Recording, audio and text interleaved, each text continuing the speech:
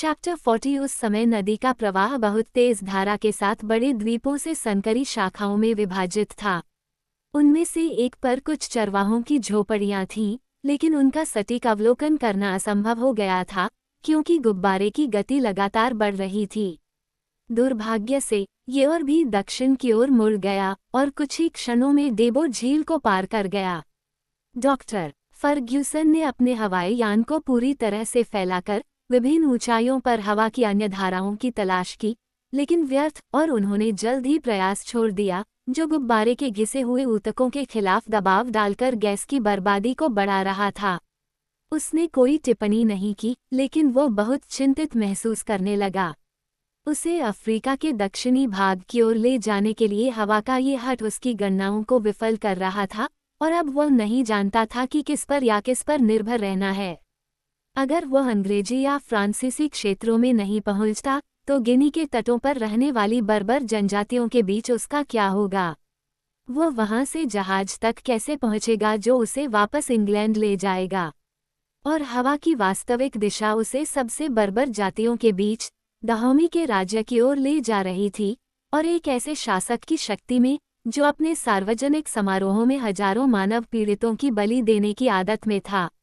वहां वह खो जाएगा। दूसरी ओर गुब्बारा स्पष्ट रूप से घिस रहा था और डॉक्टर को लगा कि यह उसे विफल कर रहा है। हालांकि जैसे जैसे मौसम थोड़ा साफ हो रहा था, उसे उम्मीद थी कि बारिश के रुकने से वायुमंडलीय धाराओं में बदलाव आएगा। इसलिए जब जो ने ऊंची आवाज में कहा तो यह वास्तविक स्थिति की एक अप्रिय याद दिलाने वाली बात थी। देखो, बारिश पहले से भी ज्यादा तेज होने वाली है, और इस बार यह जल प्रलय होगी अगर हम उस आने वाले बादल को देखकर अंदाजा लगाएं। क्या एक और बादल? फर्गुसन ने पूछा। हाँ, और एक प्रसिद्ध, कैनेडी ने उत्तर दिया। जो ने कहा, मैंने ऐसा कभी नहीं देखा। मैं फिर से खुलकर सांस ले सकता हूँ। डॉक्टर ने अपना दूरबीन नीचे रखते हुए कहा, यह बादल नहीं है। बादल नहीं? जो ने आश्चर्य से पूछा। नहीं, यह एक झुंड है। टिड्डियों का झुंड। वह टिड्डे, अनेक टिड्डे इस देश को जल स्रोत की तरह उड़ा ले जाएंगे, और इस देश के लिए दुख की बात है, क्योंकि यदि ये कीड़े उतर गए तो ये देश बर्बाद हो जाएगा। ये देखने लायक दृश्य होगा। थोड़ा रुको जो, 10 मिनट में वह बादल हमारे पास आ जाएगा और फिर तुम अपनी आंखों से उसका अंदाजा लगा सकोगे। डॉक्टर सही थे। घने, अपारदर्शी और कई मील तक फैले बादल ने कानफोड़ू शोर मचाते हुए खेतों पर अपनी विशाल छाया डाली। ये टिड्डे की उस प्रजाति के असंख्य समूहों से बना था जिसे क्रिकेट कहा जाता है। गुब्बारे से लगभग 100 कदम की दूरी पर वे पत्ते और हरियाली से भरे एक इलाके में बस गए। 15 मिनट बाद समूह ने अपनी उड़ान फिर से शुरू की, और हमारे यात्री दूर से भी पेड़ों और झाड़ियों को पूरी तरह से उजाड़ हुआ देख सकते थे, और खेत ऐसे नंगे थे जैसे उन्हें दरांती से झाड़ दिया गया हो।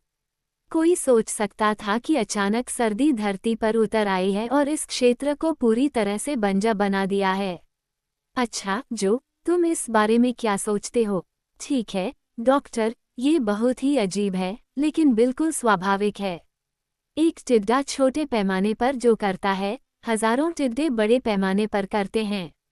ये बहुत भयानक वर्षा है, शिकारी ने कहा, इससे होने वाली तबाही ओलों से भी अधिक है। इसे रोकना असंभव है, फर्ग्यूसन ने जवाब दिया।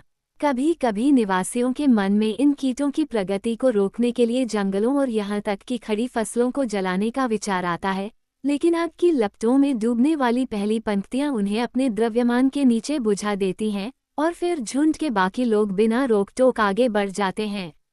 सौभाग्य से इन क्षेत्रों में उनके विनाश के लिए कुछ प्रकार का मुआवजा है, क्योंकि स्थानीय लोग इन कीटों को बड़ी संख्या में इकट्ठा करते हैं और लालच से उन्हें खाते हैं। वे हवा में उड़ने वाले झींगे हैं, जो ने कहा, और साथ ही कहा कि उन्हें खेद है कि उन्हें कभी उन्हें चखने का मौका नहीं मिला। सिर्फ जानकारी के लिए, शाम के समय यह इलाका दलदली हो गया, जंगल कम होकर पेड़ों के अलग अलग झुरमुटों में तब्दील हो गए, और नदी के किनारों पर तंबाकू के बागान और चारा से लदे दलदली घास के मैदान दिखाई दे रहे थे। आखिरकार एक बड़े द्वीप पर बसा जेने शहर नजर आया, जिसमें मिट्टी से बनी मस्जिद की 2 मीनारें थीं और इसकी दीवारों में लाखों निगलों के घोंसलों की दुर्गंध जमा थी। कुछ बाओबाब, मिमोसा और खजूर के पेड़ों की चोटियां घरों के बीच से झांक रही थीं, और रात में भी इस जगह की गतिविधि बहुत ज्यादा लगती थी। जेने वास्तव में एक बहुत बड़ा व्यापारिक शहर है। ये टिम्बकटू की सभी ज़रूरतों को पूरा करता है। नदी पर इसकी नावें और छायादार सड़कों पर इसके कारवां इसके उद्योग के विभिन्न उत्पादों को वहां ले जाते हैं। अगर ऐसा करने से हमारी यात्रा लंबी नहीं हो जाती, डॉक्टर ने कहा, तो मैं यहीं उतरना पसंद करूंगा। वहां 1 से ज्यादा अरब होंगे जिन्होंने इंग्लैंड और फ्रांस की यात्रा की होगी और जिनके लिए हमारी यात्रा की शैली बिल्कुल नई नहीं होगी। लेकिन यह समझदारी नहीं होगी। जो ने हंसते हुए कहा, चलो हम इस यात्रा को अगली यात्रा तक टाल देते हैं। इसके अलावा मेरे मित्रों, अगर मैं गलत नहीं हूं तो हवा का रुख थोड़ा और पूर्व दिशा की ओर होने की संभावना है और हमें ऐसा अवसर नहीं खोना चाहिए। डॉक्टर ने कुछ ऐसी चीजें फेंक दी जो अब काम की नहीं थी, कुछ खाली बोतलें और एक डिब्बा जिसमें संरक्षित मांस था, और इस तरह गुब्बारे को वायुमंडल के उस क्षेत्र में रखने में कामयाब रहा जो उसकी योजनाओं के लिए ज्यादा अनुकूल था। सुबह 4 बजे सूरज की पहली किरणें सेगो पर चमकी, जो बाम्ब्रा की राजधानी थी, जिसे 4 शहरों, इसकी सार्वजनिक मस्जिदों और सपाट तल वाली नावों के लगातार आने जाने से पहचाना जा सकता था, जो इसके निवासियों को एक कोने से दूसरे कोने तक ले जाती थीं। लेकिन यात्रियों को जितना देखा गया उससे ज्यादा नहीं देखा गया। वे तेजी से और सीधे उत्तर पश्चिम की ओर बढ़े और डॉक्टर की चिंता धीरे धीरे कम हो गई। इस दिशा में और इसी गति से 2 दिन और चलते रहने पर हम सेनेगल नदी तक पहुंच जाएंगे और हम एक मित्र देश में होंगे। शिकारी ने पूछा, पूरी तरह से नहीं, लेकिन अगर सबसे बुरा हुआ और गुब्बारा हमें विफल कर देता है तो हम फ्रांसीसी बस्तियों तक अपना रास्ता बना सकते हैं।